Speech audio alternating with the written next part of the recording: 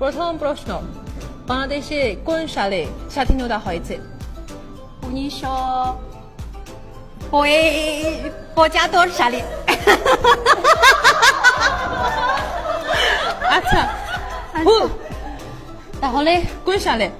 1971 ঠিক করেছো। আচ্ছা, পরের প্রশ্ন, আচ্ছা, বাংলাদেশের রাজধানী কোথায়? ঢাকা।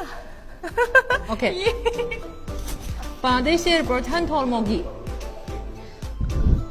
মুসলিম। বাংলাদেশের জাতীয়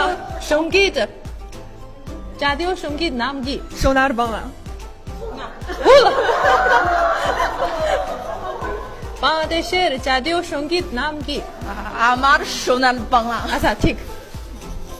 বাংলাদেশের সরকারি ভাষা কি? বাংলা ভাষা আর আর ইংরেজি। আচ্ছা, বাংলাদেশের জাতীয়